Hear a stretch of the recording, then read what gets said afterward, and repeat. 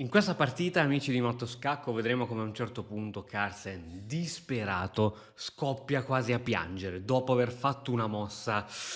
Una mossa.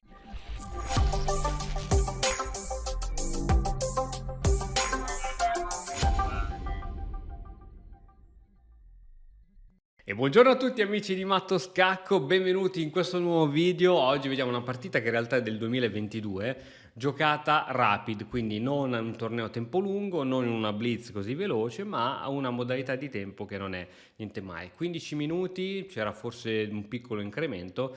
Con i bianchi abbiamo Artemiev, che è un grande maestro che tocca il 2007, quindi stiamo parlando dei migliori al mondo. Col nero c'è Carlsen, quindi possiamo vedere qui in anteprima la partita che sta per cominciare. Carlsen si beve il suo sorso d'acqua e si parte. Si parte, il bianco apre con D4, Carlsen risponde con cavolo F6, quelli bravi rispondono con cavolo F6. Noi giocatori da circolo giochiamo subito D5, invece quelli bravi giocano cavolo F6, C4 e 6, si va per fare una Nibzo indiana. Dopo cavallo C3 sarebbe sicuramente, sarebbe sicuramente una Nibzo indiana. Cavallo F3, ciò comunque dà la possibilità di giocare lo scacco. E ora su alfiere di 2 cambio. La domanda è: con quale pezzo cambieresti? Se cambi di cavallo, è vero che qui sviluppi un pezzo, è vero, ma è anche vero che il cavallo non potrà più stare in C3, dove C3 ha ovviamente maggiore controllo sul centro rispetto che a D2. Per questa ragione il bianco cattura con la donna per fare spazio e poi la possibilità di giocare C3, eventualmente E4, eccetera, eccetera. D5, gioco classico, classicone per Carlsen, cavallo C3, ovviamente questo è il famoso gambetto di donna, questo pedone è vero il nero lo può catturare ma il bianco lo riprenderà in un modo o nell'altro, arrocco corto e 3. Niente, il bianco decide di giocare in maniera solida, probabilmente questo alfiere andrà in D3 e poi seguirà l'arrocco. Donna E7, anche questo è uno sviluppo molto classico, probabilmente arriveranno dei cambi, dopodiché torre in D8 per iniziare a fare pressione sulla colonna D, su attacchi a raggi X sulla donna. E ora attenzione, qui se ci mettiamo, togliamo un po' di frecce che disturbano, se qui ci mettiamo nei panni del bianco, ora probabilmente ci verrebbe a giocare alfiere 2, alfiere D3. Il problema è che dopo alfiere D3 il nostro avversario ci gioca D per C4 e noi dal nostro alfiere che sarà in D3 dovremmo giocare alfiere per C4 e ci metteremo 2 tempi per arrivare in C4, quindi alfiere D3, lui cambia i pedoni, alfiere C4. Mentre con questa tra virgolette perdita di tempo, perché perdita di tempo non è, perché questa sarà la colonna C, sarà una colonna che si aprirà, quindi va benissimo una torre su colonna C, ora è Carlsen che cattura e l'alfiere bianco in un solo tempo va in C4, quindi questa è stata una successione molto precisa da parte di Artemiev. C5, ora c'è un po' di pressione qui, probabilmente Carlsen va per giocare anche cavallo C6, aumentando sempre la pressione sul punto D4. Il bianco arrocca e ora pedone per D4. Domanda da $1.000.000. Questo pedone si può catturare con la regina, con il pedone o con il cavallo. Con quale pezzo ti senti di catturare? Ti lascio qualche secondo prima della risposta.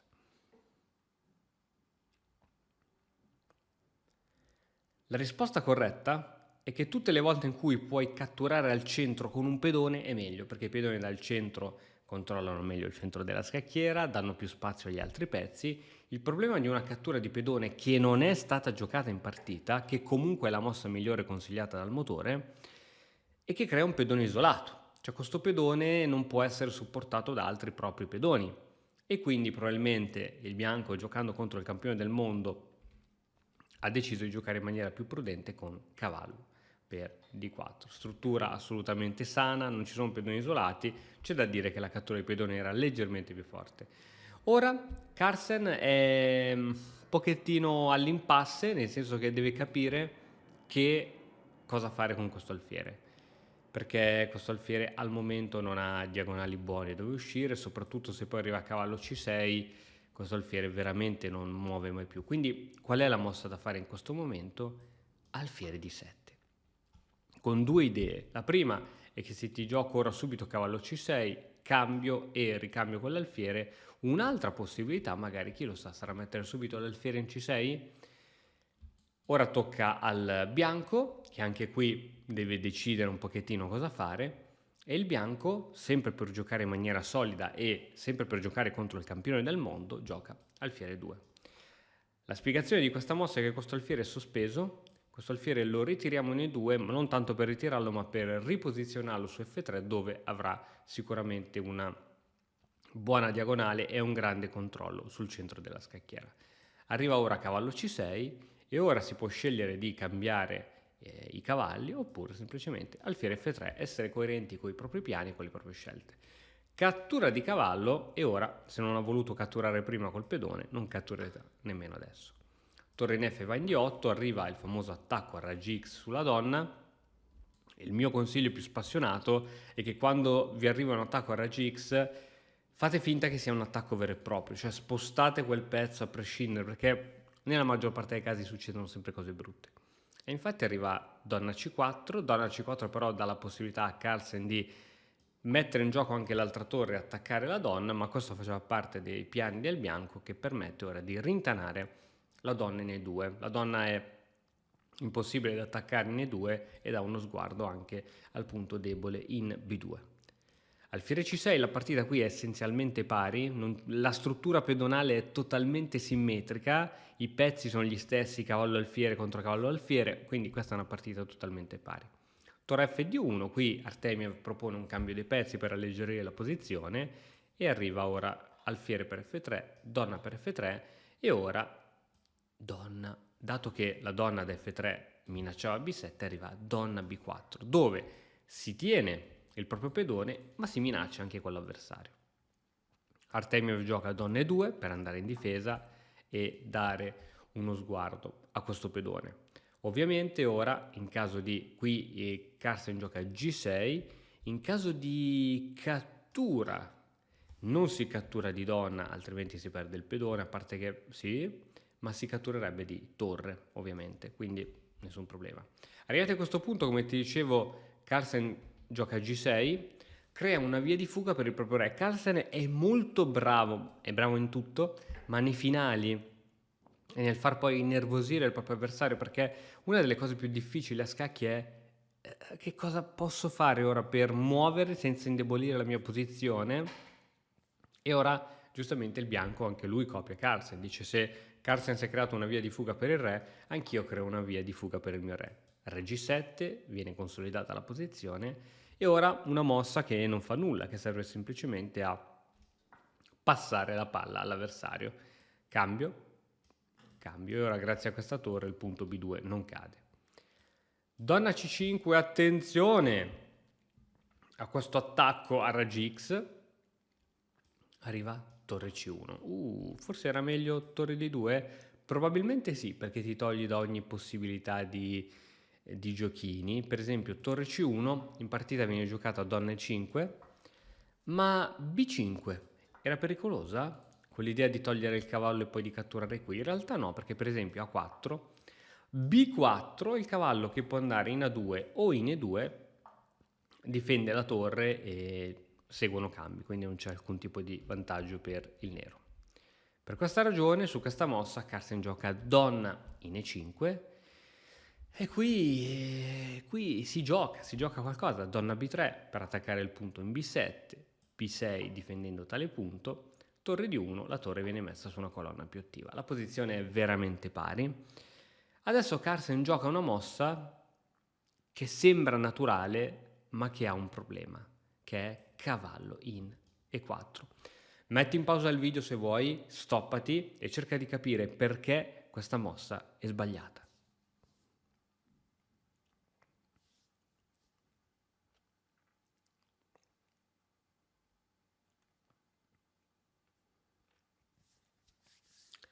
Dov'è il colpo tattico su questa mossa? Sembra che non ci sia, no? Sui cambi, sembra che non ci siano. In realtà Artemiev vede praticamente da subito e anche Carlsen vede, tant'è che inizia a disperarsi, dice no, porca vacca, non dirmi che la vede, non dirmi che la vede, e la vede, F4. L'idea è di spostare la donna dal controllo di questo cavallo. Una volta in cui la donna sarà andata via, io potrò giocare cavallo per cavallo e vinco un pezzo. Carlsen qui pensa e ripensa ancora, però c'è poco da fare. Qui si perde un pezzo. L'unico modo per non perdere così un pezzo gratuitamente è accettare la continuazione obbligata di questa linea, ossia di andare in F5 per controllare sempre il cavallo, ma arriva purtroppo G4. Ora la donna non può stare più vicino a quel cavallo e quel cavallo verrà perso totalmente.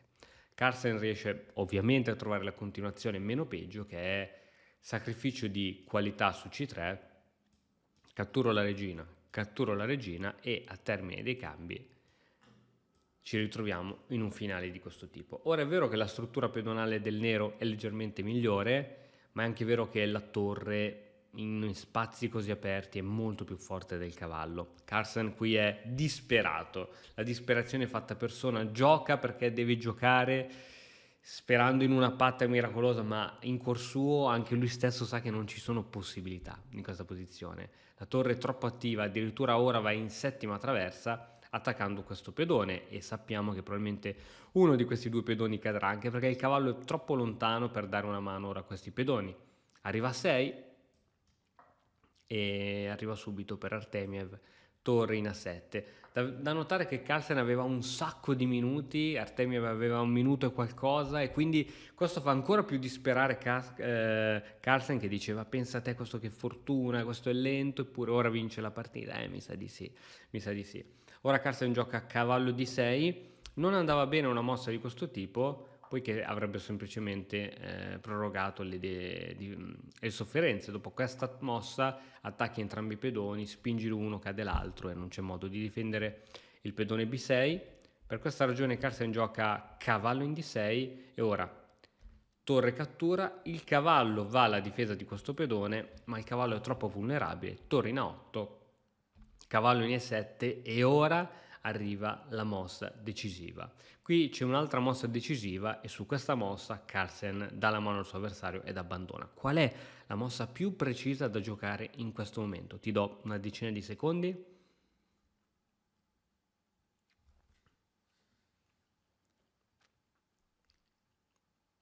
Allora, se attacchi subito questo pedone con la torre, magari si può difendere col cavallo.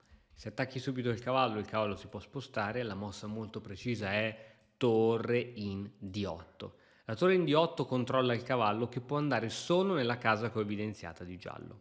Facci caso, dove va il cavallo? Solo sulla casa gialla può andare, ma se il cavallo va sulla casa gialla arriva semplicemente torre di 6 e cade o il cavallo o il pedone. Ed è su questa mossa molto carina e silenziosa che Carlsen abbandona.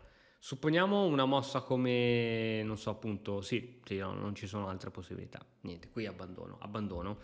Bene, e come hai potuto vedere, amico mio, gli scacchi sono un gioco tremendo, tu puoi giocare perfettamente una partita, ti basta una sola mossa, quella mossa lì che non hai controllato perfettamente cosa succede dopo, che puoi perdere, che il giocatore sia più forte, l'avversario sia più forte di te, più debole di te. Questo è quello che succede sempre. L'unica cosa che possiamo fare noi è mantenere sempre la massima attenzione, essere vigili, fare tanti esercizi di tattica e, perché no, studiare e allenarci sull'Accademia di Mattoscacco, dove trovi tantissimi corsi. E ragazzi, stiamo rifacendo il sito di Mattoscacco, mattoscacco.com.